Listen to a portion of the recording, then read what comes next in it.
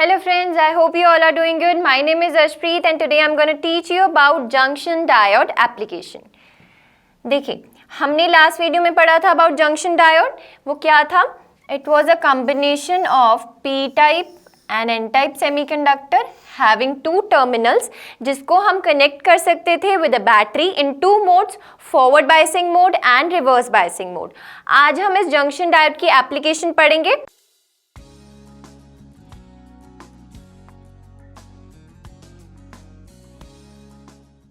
Application of junction diode as a rectifier. Rectifier basically क्या होता है?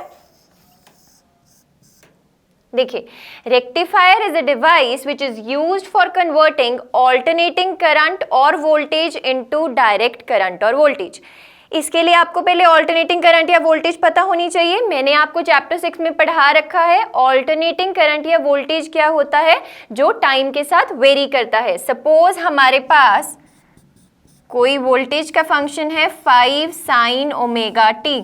आप देख सकते हैं इस वोल्टेज के फंक्शन में हमारे पास टी आ रहा है, दैट इज ये टाइम पे डिपेंड कर रहा है. तो इस टाइप की वोल्टेज को हम क्या बोलेंगे? Alternating voltage. एंड अगर हमारे पास V is equals to 5 volt दे रखा है तो this type of voltage is known as direct voltage. तो रेक्टिफायर का काम क्या होता है? ऑल्टरनेटिंग करंट या वोल्टेज को डायरेक्ट करंट या वोल्टेज में कन्वर्ट करना. अब इसकी ज़रूरत क्यों है हमें? देखिए, हम अपने मोबाइल फ़ोन्स को चार्ज करते हैं एंड हमारे हाउसेज में सप्लाई कैसी आती है? ऑल्टरनेटिंग सप्लाई आती है 220 वोल्ट AC, यानी कि ऑल्टरनेटिंग सप्लाई आती है. अगर हम डायरेक्ट इस सप्लाई से अपने फ़ोन को चार्ज करेंगे तो अगर आपको वेव फॉर्म याद हो ऑल्टरनेटिंग करंट की, इट वाज लाइक दिस. मतलब करंट एक बार मैक्सिमम होता था 0, देन उसकी डायरेक्शन बदल जाती थी, वो रिवर्स डायरेक्शन में मैक्सिमम होता था, देन अगेन 0. मतलब ऑल्टरनेटिंग करंट के केस में हमारे पास करंट की डायरेक्शन बढ़ती रहेगी. एंड अगर इस टाइप की करंट या वोल्टेज मैं अपने मोबाइल फ़ोन को दूंगी तो वो चार्ज ही नहीं होगा. एक बार चार्ज होगा जब वो यहाँ पर जा रहा है, मतलब वो चार्ज हो रहा है, एंड इस पोर्शन में जब वो आएगा तो मतलब वो डिस्चार्ज हो रहा है. तो मुझे ऐसा करंट या ऐसी वोल्टेज नहीं चाहिए. मुझे कैसी चाहिए? कि एक ही डायरेक्शन में फ्लो करे, ओनली वन डायरेक्शन.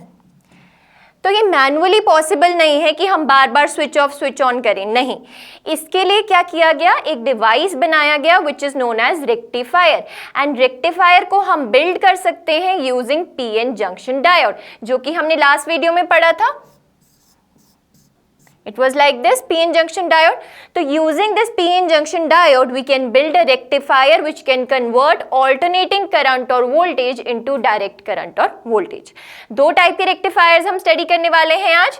सबसे पहला रहेगा half wave and the second will be full wave rectifier. So starting with the first, हम स्टडी करेंगे पहले कि इनकी वर्किंग प्रिंसिपल क्या रहेगी. वर्किंग प्रिंसिपल सेम रहेगी. बेसिकली ये बन कहाँ से रहा है? पीएन जंक्शन डायोड से.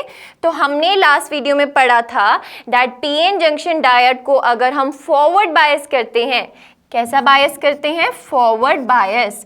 तो उसके केस में रेजिस्टेंस लो होती है एंड करंट फ्लो करता है.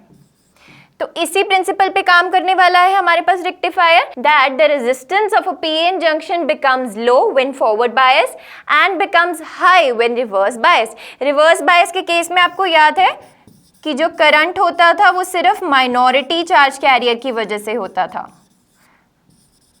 And it was a very small current.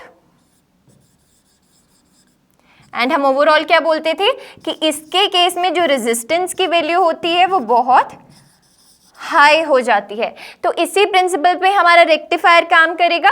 तो स्टार्ट करते हैं फर्स्ट रेक्टिफायर से, that is the half wave rectifier.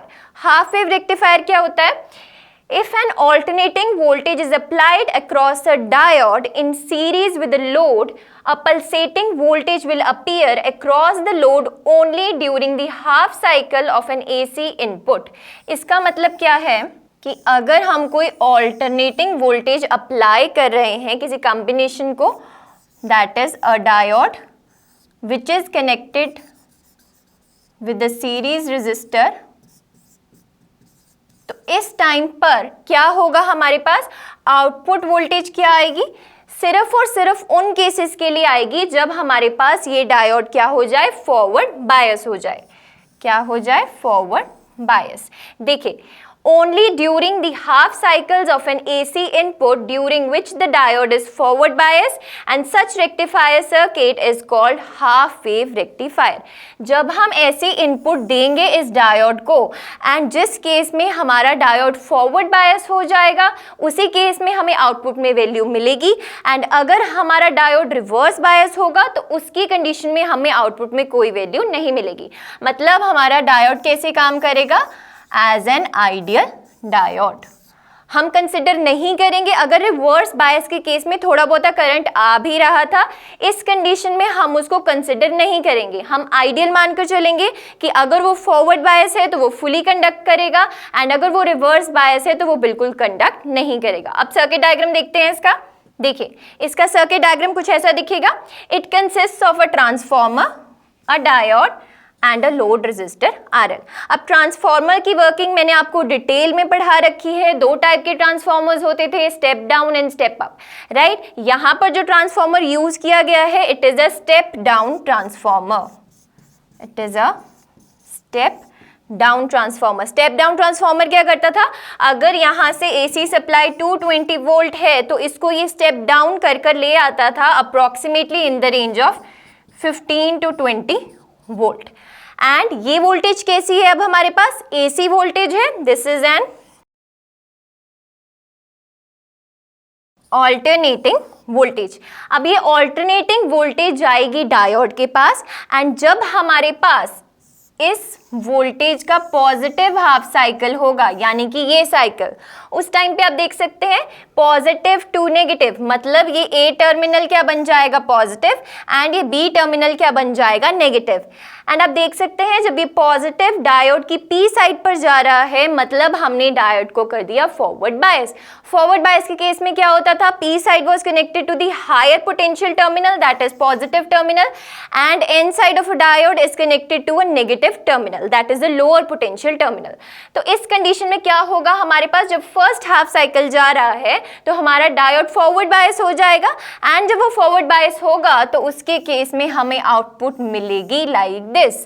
And second case, जब हमारे पास ये साइकिल आएगा, अनदर हाफ इनपुट साइकिल, मतलब नेगेटिव टू पॉजिटिव, तो उसके केस में क्या होगा, तो उसके केस में हमारे पास A टर्मिनल नेगेटिव हो जाएगा एंड B टर्मिनल पॉजिटिव हो जाएगा। एंड आप देख सकते हैं जब नेगेटिव टर्मिनल कनेक्ट होगा P साइड से, इसका मतलब है कि हमने डायोड को रिवर्स बायस कर दिया है एंड ये डायोड कंडक्ट नहीं करेगा।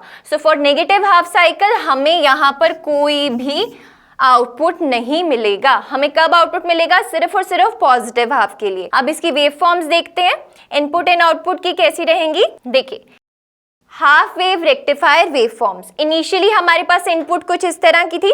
ये जो एक्स एक्सिस है इस पे हमने प्लॉट किया है इनपुट वोल्टेज को, एंड ये वाई एक्सिस पर हमने प्लॉट किया है टाइम t को। तो आप देख सकते हैं voltage is varying with time, sine curve हमें यहाँ पर मिल रहा है। तो यहाँ पर जब ये साइकिल आएगा मेरे पास, मतलब पॉजिटिव साइकिल, उस टाइम पर देख सकते हैं आउटपुट वोल्टेज में आपको वैल्यू मिलेगी लाइक दिस। बट जब आप चलेंगे नेगेटिव हाफ साइकिल पर, इस साइड पर, तो आप देख सकते हैं इस साइकिल के लिए हमें कोई भी आउटपुट नहीं मिलेगी। आप देख सकते हैं ग्राफ में कोई भी आउटपुट नहीं है इसके कॉरस्पॉन्डिंग, मतलब नेगेटिव हाफ साइकिल के लिए हमारा जो डायोड है that is in reverse bias mode.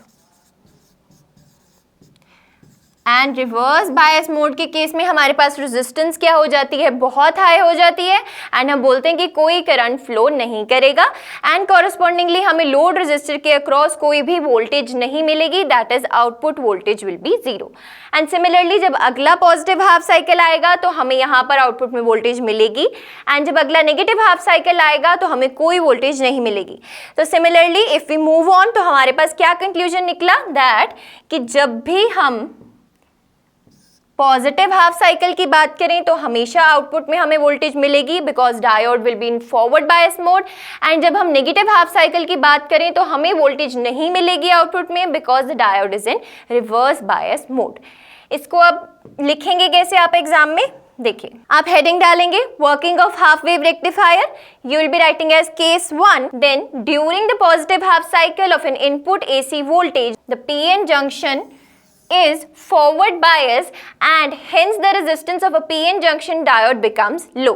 आपको एग्जाम में इस तरीके से लिखना होगा, इसको समझ लिया है आपने कि जब भी फॉरवर्ड बायस होगा तब उसके केस में हमारे पास जो रेजिस्टेंस होगी वो लो हो जाएगी, डायोड कंडक्ट करेगा, हमें आउटपुट मिलेगी.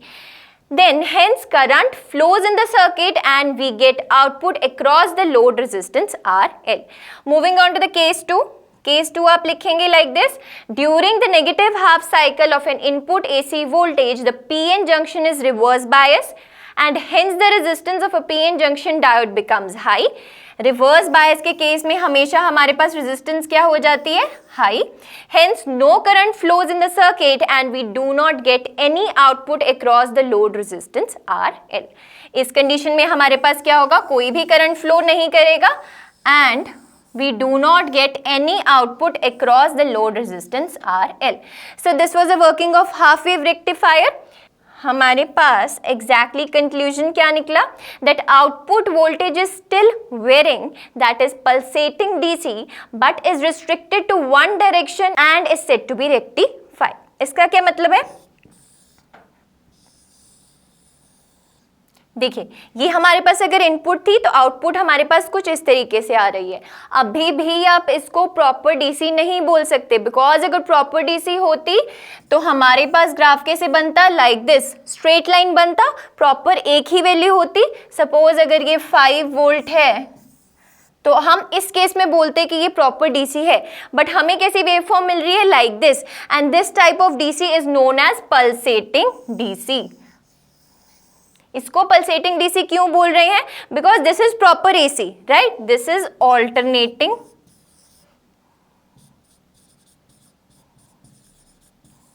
पर रेक्टिफिकेशन के बाद आप देख सकते हैं हमारे पास नेगेटिव हाफ क्या है? गायब हो जाएगा एंड हमारे पास सिर्फ एक ही डायरेक्शन में आउटपुट आ रही है. तो इसको आप बोल सकते हैं कि हमने इसको रिस्ट्रिक्ट कर दिया है to the one direction and इसीलिए हम इसको बोल रहे हैं कि इसकी रेक्टिफिकेशन हुई है. प्रॉपर रेक्टिफिकेशन नहीं हुई, बट येस रेक्टिफिकेशन हुई है. हमने इसको वन डायरेक्शन में अलाइन कर दिया है लाइक दिस. अपर साइड को नीचे वाली साइड को हमारे पास कोई भी आउटपुट नहीं आएगी. Moving on to the next case, that is full wave rectifier. Full wave rectifier क्या होता है? If an alternating voltage is applied across a circuit having 2 diodes. इसमें क्या डिफरेंस रहता है? हमारे पास यहाँ पर 2 डायोड्स होते हैं. Along with the load, a pulsating voltage will appear across the load during both the half cycles of an AC input. Such rectifier circuit is known as full wave rectifier. अब इसके case में हमारे पास 2 diodes आ चुके हैं and 1 load है. And half wave rectifier के case में क्या था? 1 डायोड था प्लस 1 लोड था. तो उसकी कंडीशन में क्या होता था? जब नेगेटिव हाफ साइकिल आता था तो वो डायोड रिवर्स बायस हो जाता था, कहानी खत्म हो जाती थी, हमें कोई आउटपुट नहीं मिलती थी. बट फुल वेव रेक्टिफायर के केस में अब हमने 2 डायोड यूज करे हैं.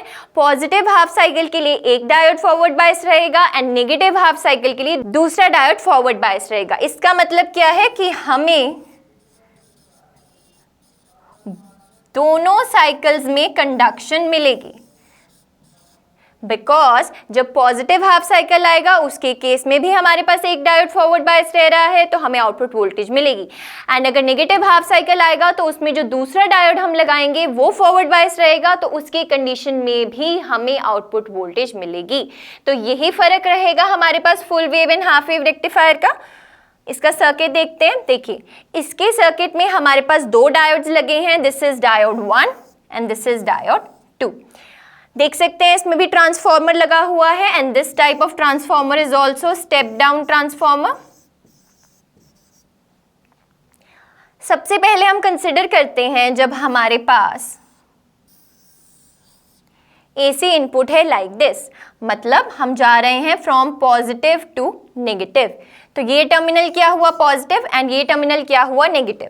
तो आप देख सकते हैं जब फर्स्ट हाफ साइकिल की बात करूं, मैं पॉजिटिव हाफ साइकिल की बात करूं तो उसके केस में जो A पॉइंट है यहाँ पर पॉजिटिव चार्ज आ जाएगा. बी पॉइंट पर नेगेटिव चार्ज आ जाएगा, तो आप देख सकते हैं positive terminal is connected to the P side of a diode 1, मतलब डायोड 1 क्या हो गया, फॉरवर्ड बायस हो गया, and negative terminal is connected to the P side of the diode 2, मतलब इसके केस में क्या हो जाएगा, रिवर्स बायस। तो फॉर फर्स्ट हाफ साइकिल, यानी कि आप बोल लीजिए positive half cycle, D1 is forward bias and D2 is reverse bias। तो हमें क्या मिलेगा, आउटपुट मिलेगी, बिकॉज एक डायोड क्या है, फॉरवर्ड बायस है, तो वो आउटपुट देगा। This type of arrangement is known as centre tap arrangement. ये सेंटर पॉइंट निकाला जाता है ट्रांसफॉर्मर से, यहाँ सेंटर से एक लोड रेजिस्टर को कनेक्ट किया जाता है RL को, जिसके अक्रॉस हम आउटपुट लेते हैं, राइट। तो जब भी हमारे पास पॉजिटिव हाफ साइकिल आएगा तो D1 will be forward bias and D2 will be reverse bias, and हमें आउटपुट में वोल्टेज मिलेगी लाइक दिस। एंड अगर हम बात करें सेकेंड हाफ साइकिल की, that is from negative to positive, उसकी कंडीशन में क्या होगा, यहां पर नेगेटिव आ जाएगा एंड यहां पर पॉजिटिव आ जाएगा। तो आप देख सकते हैं this negative is connected to P side, मतलब डायोड D1 क्या हो जाएगा, अब हमारा रिवर्स बायस हो जाएगा, and diode D2 will be forward bias because D2 का P side is connected to the positive terminal now, right? तो ये क्या हो जाएगा, forward bias। So for negative half cycle, D1 is reverse bias and D2 is forward bias। तो इसके condition में भी हमें आउटपुट मिलेगी like this। This output was missing in the case of half wave rectifier and we are getting this output here in the case of full wave rectifier। And इसमें एक बात जो आपको याद रखनी है वो क्या है कि हमें जो आउटपुट मिल रही है वो सेम साइड पर ही मिल रही है, इसका मतलब करंट सेम डायरेक्शन में ही फ्लो कर रहा है। करंट को देखते हैं आप, देखिए जब D1 कंडक्ट कर रहा है, फॉरवर्ड बायस है, तो उसके केस में हमारे पास करंट की डायरेक्शन दी गई है लाइक दिस। और जब D2 फॉरवर्ड बायस होगा when negative half cycle will be occurring here, तो उसके केस में हमारे पास डायरेक्शन दी गई है लाइक दिस। तो अगर मैं लोड रेजिस्टर के पास देखूं तो आप देख सकते हो ऊपर वाले करंट की भी एंड नीचे वाले करंट की भी डायरेक्शन सेम है, इसीलिए हमें जो वेव फॉर्म मिलती है वो मिलती है like this. This is for D1, this is for D2, like so on. कभी भी ऐसा नहीं मिलता कि हमें D1 इस साइड को मिले एंड D2 इस साइड को मिले, no, this is the wrong case. हमें आउटपुट मिलेगी but direction of current is in same direction, तो हमारे पास ऊपर वाली साइड बनेगा curve like this. Wave forms देखते हैं अब इसकी, देखिए इनपुट वोल्टेज का कर्व ये रहेगा एंड कॉरस्पॉन्डिंगली आउटपुट वोल्टेज देख सकते हैं आप कि पॉजिटिव हाफ के केस में हमारे पास D1 कंडक्ट कर रहा है एंड नेगेटिव हाफ के केस में हमारे पास D2 कंडक्ट कर रहा है, मतलब हमें आउटपुट मिलेगी in all the cases for positive half also and for negative half also. अब इसकी वर्किंग कैसे लिखेंगे आप, देखिए Case 1, that is during the positive half of the input cycle of AC voltage, the junction diode D1 is forward bias, hence current flows in the circuit due to D1. The diode D2 is reverse bias and hence no current due to D2. अब हमारे पास जो circuit में current होगा that is only due to D1 and not due to D2 when input voltage का हमारे पास positive half आएगा। देखिए we get output when measured across the load resistance RL due to the diode D1 alone. सिर्फ D1 की वजह से ही हमें आउटपुट में वोल्टेज मिलेगी, D2 का कोई कंट्रीब्यूशन नहीं रहेगा जब हम बात कर रहे हैं पॉजिटिव हाफ साइकिल की। Moving on to the case 2, during the negative half of an input cycle of AC voltage the junction diode D2 is forward bias. इसके केस में क्या हो जाएगा हमारे पास कि जब नेगेटिव हाफ आएगा तो डायोड D2 जो है वो फॉरवर्ड बायस हो जाएगा एंड उसकी वजह से करंट फ्लो करेगा सर्किट में एंड इस टाइम पर जो हमारा D1 है वो रिवर्स बायस रहेगा एंड इसकी कोई कंट्रीब्यूशन नहीं आएगी हमारे पास करंट में। So we get output when measured across the load resistance RL due to the diode D2 alone। सिर्फ और सिर्फ किसकी वजह से हमारे पास लोड रेजिस्टर के अक्रॉस हमारे पास वोल्टेज आ रही है, due to D2 alone। Moving forward, तो हमने क्या ऑब्जर्व किया यहाँ से? We observe that one of the diode conducts and the flow of current across the load resistor is in the same direction and the current flows during both cycles of an input AC voltage. जो मैंने आपको समझाया था कि जब इस type की input जा रही है हाफ फुल वेव रेक्टिफायर में, तो हमें आउटपुट मिलेगी लाइक दिस, एंड ये किस डायरेक्शन में मिलेगी? सेम डायरेक्शन में। D1 D2 की जो कॉन्ट्रीब्यूशंस आ रही हैं जिनकी वजह से हमें आउटपुट मिलेगी, they are in the same direction. देखिए अब कुछ इंपॉर्टेंट टर्म्स आती हैं इनके related. First is ripple factor. Ripple factor क्या होता है बेसिकली? देखिए हमने इनपुट कैसी दी थी? Alternating, like this. हमें आउटपुट कैसी मिली अगर मैं फुल वेव रेक्टिफायर की बात करूं? Like this. तो इस टाइप की आउटपुट को मैंने क्या बोला? Pulsating DC. बेसिकली जो ये हमें वेव फॉर्म्स मिल रही हैं, दे आर दी रिपल्स। इनको हम क्या बोलते हैं? रिपल्स बोलते हैं। They are known as ripples.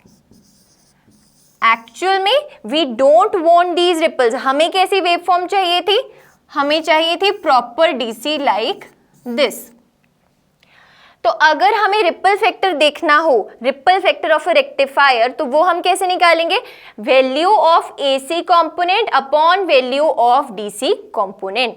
अब इसके केस में क्या आप कंसिडर करेंगे कि जिसका रिपल फैक्टर ज्यादा आ रहा है उसने रेक्टिफिकेशन अच्छे ढंग से नहीं की है। इस बात को याद रखिए कि अगर रिपल फैक्टर ज्यादा है मतलब रेक्टिफिकेशन अच्छे ढंग से नहीं हुई है। तो अगर मैं बात करूं हाफ वेव रेक्टिफायर के केस में, तो उसके केस में रिपल फैक्टर की वैल्यू आती है 1.21, एंड अगर मैं बात करूं रिपल फैक्टर की इन case of full wave rectifier, तो उसके केस में वैल्यू आती है 0.48। आप देख सकते हैं इनमें डिफरेंस। हाफ वेव के केस में 1.21, that is greater than the full wave rectifier case which has a value of 0.48। मतलब हमारे पास जो फुल वेव रेक्टिफायर है वो बेटर है as comparative to the half wave rectifier, because we don't want ripples in the output circuit. Next important term is efficiency of rectifier. Efficiency का क्या formula रहता है? Output DC power upon input AC power into 100। Actual में हमने check क्या करना है कि हमें आउटपुट में डीसी कितनी मिली है। तो एफिशिएंसी हम कैसे निकालते हैं रेक्टिफायर में कि आउटपुट कितनी आई है, आउटपुट की पावर कितनी आई है डीसी में, upon divided by input AC power into 100। तो अगर एफिशिएंसी ज्यादा आई है मतलब उस रेक्टिफायर का काम क्या है? अच्छा है। Efficiency greater means rectification good. And आप ऑब्जर्व करेंगे जब आप एक्सपेरिमेंट्स करेंगे आप देखेंगे कि रेक्टिफिकेशन की एफिशिएंसी की वैल्यू कभी भी 100% नहीं आती, it is always less than 100%। Half wave rectifier के केस में अप्रोक्सीमेटली 40 पॉइंट समथिंग आती है एंड फुल वेव रेक्टिफायर के केस में 81 पॉइंट समथिंग आती है, कभी भी 100% नहीं आती। सो अब हमारे पास रेक्टिफिकेशन खत्म हुई। Moving on to the next, that is the filter circuit. देखिए अब हमें जो रेक्टिफायर ने आउटपुट दी वो कैसी दी? पल्सेटिंग डीसी दी। अभी भी वो स्मूथ नहीं है, हमें कैसी चाहिए? ज़्यादा स्मूथ डीसी चाहिए। तो हम एक और सर्किट लगा देते हैं रेक्टिफायर सर्किट के बाद, which is known as filter circuit. Filter circuit लगाते क्यों हैं हम? To filter out the AC ripples and get pure DC voltage. Filter circuits are used. अब देखिए हमें एसी रिपल्स को कम करना है एंड हमें प्योर डीसी चाहिए, तो उसको हम कैसे बना सकते हैं? Using this filter circuit. Filter circuit क्या होता है बेसिकली? अ कैपेसिटर और an inductor can be used to filter the pulsating DC voltage from the rectifier. अब फिल्टर सर्किट्स बहुत होते हैं, CL, LC like so on, बहुत सारे कॉम्बिनेशंस होते हैं हमारे पास। बेसिकली हम जो आज स्टडी करने वाले हैं that is capacitor filter circuit. देखिए कैपेसिटर फिल्टर सर्किट क्या रहता है? यहां पर हमारे पास ऑल्टरनेटिंग वोल्टेज आ रही थी। This is a rectifier, suppose कर लीजिए it is a full wave rectifier like this. इसमें से हमारे पास आउटपुट निकली कुछ इस तरीके की। इस टाइप की जो आउटपुट निकली है उसको हमने किसके ऊपर डाला है? कैपेसिटर के ऊपर। कैपेसिटर को दिया एंड कैपेसिटर के आगे हमने लगा दिया एक लोड रेजिस्टर। बेसिकली जो यहां पर C यूज हो रहा है, this is known as the capacitor filter circuit. This is known as capacitor filter circuit.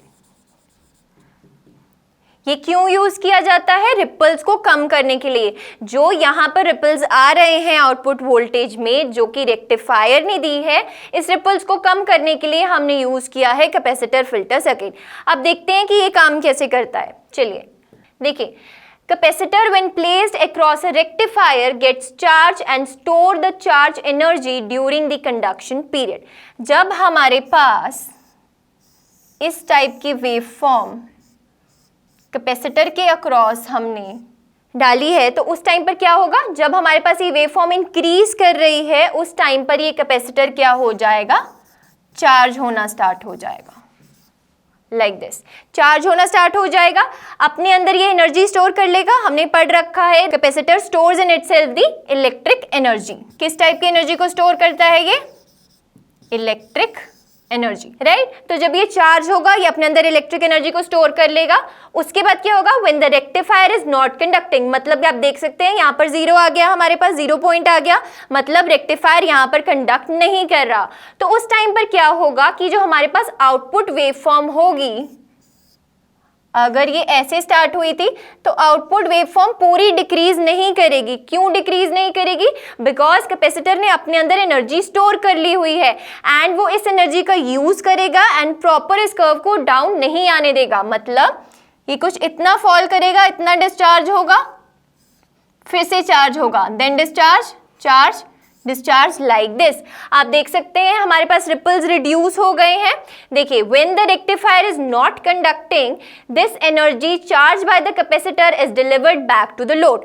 जो इसने यहाँ पर एनर्जी स्टोर की होगी, उस टाइम पर जब हमारे पास रेक्टिफायर कंडक्ट नहीं करेगा, कि वो एनर्जी देगा किसको? लोड को। So through this energy storage and delivery process, the time duration during which the current flows through the load resistor gets increase and the ripples are decrease by a great amount. इसकी वजह से क्या होगा? Capacitor ने अपनी जो stored energy थी उसको लोड रेजिस्टर को दे दिया उस टाइम पर जब रेक्टिफायर काम नहीं कर रहा था, कंडक्ट नहीं कर रहा था। इसकी वजह से क्या हो जाएगा? जो रिपल्स हो जाएंगे वो क्या हो जाएंगे?